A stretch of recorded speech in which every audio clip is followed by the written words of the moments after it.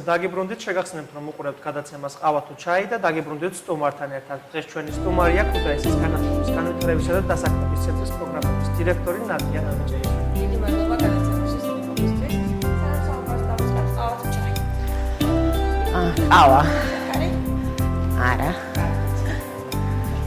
მოდით, სანამ ნადია გვეკეთებს ყავას, მანამდე ვისაუბროთ იმაზე, თუ რატომ ვართ დღეს აქ გუშინ გამართული დასაქმების ფორუმი და თუ შეგიძლიათ გითხრათ, რას გულისხმობს ეს ფორუმი, როგორი ადამიანებისთვის იყო განკუთვნილი და რეალურად რა შედეგებს ემატებით ამბავებს. პირველ რიგში დილამშვიდობის, მოგესალმებით თქვენ და თქვენს მაყურებელს, დიდი მადლობა მოწვევისთვის და ამ თემით დაინტერესებისთვის. გუშინ ძალიან მნიშვნელოვანი დღე იყო ჩვენთვის და ზოგადად მე ვფიქრობ იმ ადამიანებისთვის, ვინც მთლიანად ჩართული იყო პროცესში, ეს იყო ქუთაისის განათლების განვითარების და დასაქმების ცენტრის მიერ ორგანიზებული ძალიან დიდი დასაქმების ფორუმი, რომელსაც ჩვენ ორგანიზება გავუკეთეთ ჩვენი ერთ-ერთი პროექტის დიდი მადლობა ფარგლებში, რომელიც ეხება შეზღუდული შესაძლებლობის მქონე პირთა განათლებისა და დასაქმების თანაბარი შესაძლებლობების ადვოკატირებას და ლობირებას. ეს პროექტი არის მხარდაჭერილი ევროკავშირის მიერ, ყავს ძალიან დიდი პარტნიორები, ისეთი როგორც არის ჯანდაცვის სამინისტრო და მთლიანად საქართველოს 4 რეგიონში ხორციელდება, იმერეთში, აჭარაში, თბილისსა და კახეთში. კონკრეტულად გუშინდელ დღეზე თუ ვისაუბრებთ, ეს იყო ფორუმი, სადაც დამსაქმებლებს და სამუშაოს მაძიებლებს ჰქონდათ შესაძლებლობა ერთმანეთს შეხვედროდნენ პირისპირ და მათ მოეხდინათ გასაუბრება იმისათვის, რომ შემდეგ შედეგი დადგეს ამ ადამიანთა დასაქმება. საინტერესო და მნიშვნელოვანი ეს დღე იყო იმით, რომ სოციალური მომსახურების სააგენტოსთან პარტნიორობით მოხდა ამ ღონისძიების ორგანიზება, მასში მონაწილეობდა დაახლოებით 60-მდე შეზღუდული შესაძლებლობის მქონე პირი, ასევე მონაწილეობდა 23 საწარმო იმერეთში და არა მარტო იმერეთში მოღვაწე, იყვნენ ისეთი მცირე და საშუალო ბიზნესის წარმომადგენლები, იყო საფინანსო ორგანიზაციები და ისინი კონკრეტული ვაკანსიებით წარდგნენ ჩვენს წინაშე და კონკრეტული ვაკანსიებით მიიღეს მონაწილეობა ფორუმში და ჩვენის მხრიდან, როგორც ორგანიზატორებმა და როგორც ამ პროცესის ფასილიტატორებმა, დამსაქმებლებს წარვუდგინეთ და ხელი შევუწყოთ იმაში, რომ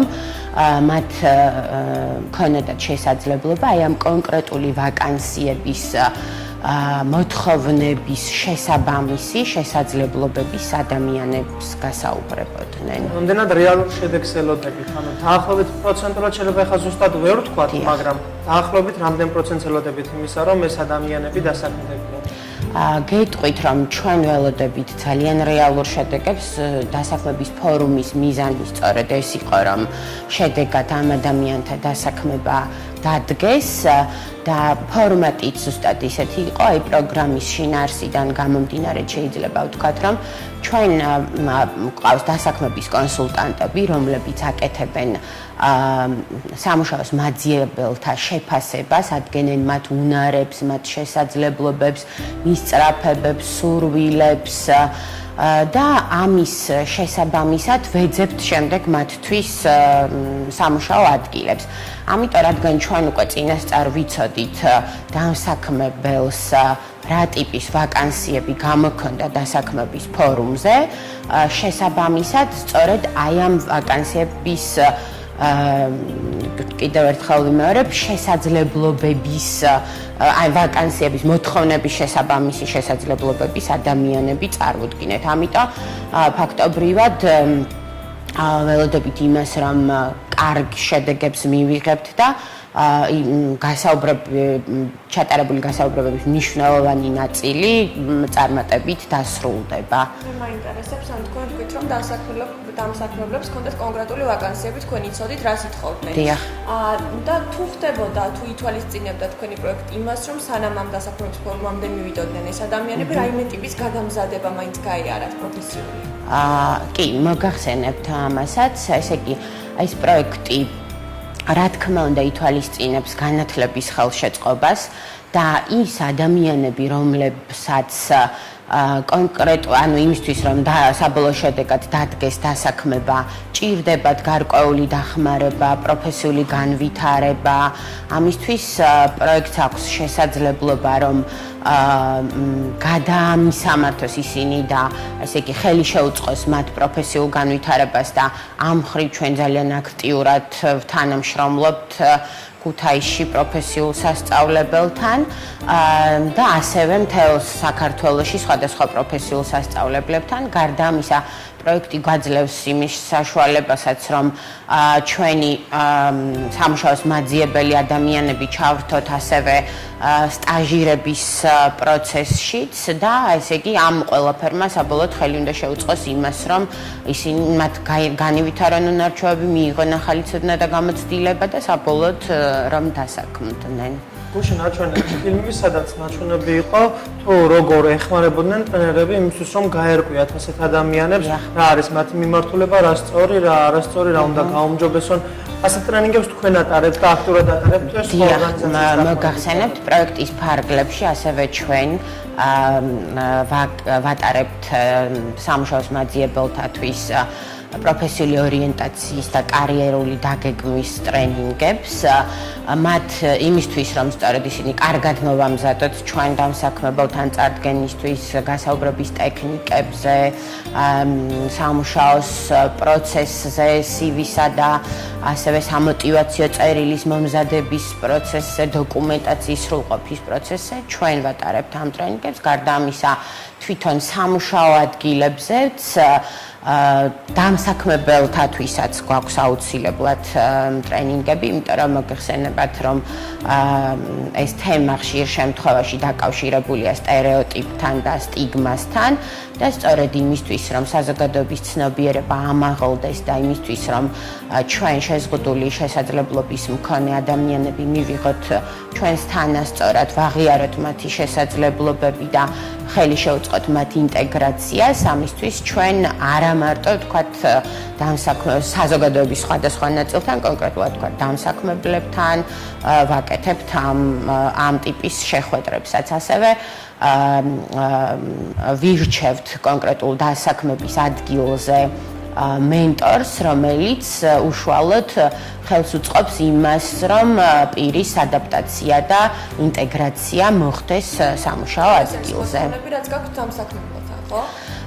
მოთხოვნებს ვერ დავარქმევდი, იმიტომ რომ ჩვენ გვინდა რომ ხელი შევუწყოთ ამ პროცესს ისე, რომ ადამიანები თვითონ მივიდნენ იმ აზრამდე, თუ კი ისინი დღემდე არ ფიქრობენ, რომ შეზღუდული შესაძლებლობის მქონე პირთა დასაქმება შესაძლებელია, თავადვე დაინახონ რეალობა, რომ ამ ადამიანებს იმისთვის კი არ ასაქმებენ, რომ რაღაცა ვთქვათ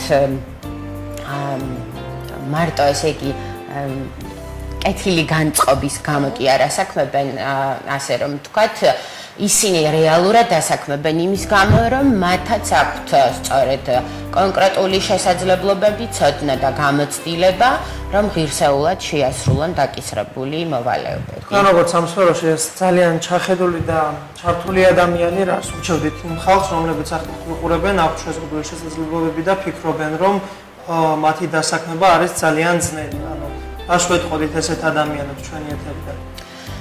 მე ზოგადად ვიტყვი იმას, რომ დასაქმება მოგეხსენებათ, საერთოდ ზოგადად დიდი პრობლემა არის ჩვენს ქვეყანაში. თუმცა მე ვფიქრობ, რომ შეუძლებელი არაფერია. ყველა უნდა იცადოს, ამ ადამიანებმაც უნდა თვითრწმენა უნდა აიმაღლონ და ობიექტური თვითშეფასება უნდა ქონდეთ. და აუცილებლად გამოვა ის, რომ მათი დასაქმებით დასრულდება საბოლოო შედეგი. და როგორ უნდა დაგიკავშირდნენ ესეთი ადამიანები? ესე იგი ჩვენ ყველა შესაძლებლობას ვიყენებთ იმისთვის, რომ ინფორმაცია გავავრცელოთ და ხმა მივაწვდინოთ შეზღუდული შესაძლებლობის მქონე პირებს იმისთვის, რომ ჩაერთონ ისინი ჩვენს პროექტში და შემდეგ რათა გავაგრძელოთ ჩვენ მათთან თანამშრომლობა და მათ შეუძლიათ მოგვმართონ ჩვენს ორგანიზაციაში ქუთაისში გრიშაშვილის მეოთხე შესახვევი ნომერი 8 ან დარეკონ ორგანიზაციის ოფისში ნომერზე 25 13 30 და შემდეგ უკვე ჩვენ გავაგრძელებთ მათთან ურთიერთობას და თანამშრომლობას. თუმცა ამისთვის ჩვენ ინფორმაციას ვავრცელებთ როგორც ადგილობრივი მართვის ტერიტორიული ორგანოების საშუალებით, სოციალური მომსახურების სააგენტოს, ტელევიზიის, ფლაიერების და ასე შემდეგ სხვადასხვა შესაძლებლობას ვიყენებთ იმისთვის, რომ რეალურად ამ ადამიანებამდე მივიდეს ხმა პროგრამის შესახებ. მოდით შევახსენოთ მაშინ მაყურებელს, რომ დღეს უნდა გქონდა ქალბატონი ნათია ნამიჭეიშვილი, რომელთა ორგანიზებიდანაც გუშინ გაიმართა დასაქმების ფორუმი სპეციალურად შეზღუდული შესაძლებლობების მქონე პირებისთვის. ჩვენ მინდა რომ ძალიან დიდი მადლობა გითხრათ ჩვენთან სტუმრობისთვის და მადლობა გითხრათ იმ ადამიანების სახელობისთვის, რასაც ძალიან ზრუნავთ. და ყოველთვის მოხარულები ვიქნებით ამ პროექტებზე გიმასწრებთ ჩვენთან. ოღონდ მადლობა. ჩვენ გიტოვებთ კულინარიის ბლოგს და კულინარიის ბლოგზე დაგებრუნდებით. ბლოგის შემდეგ აუცილებლად დაგებრუნდებით.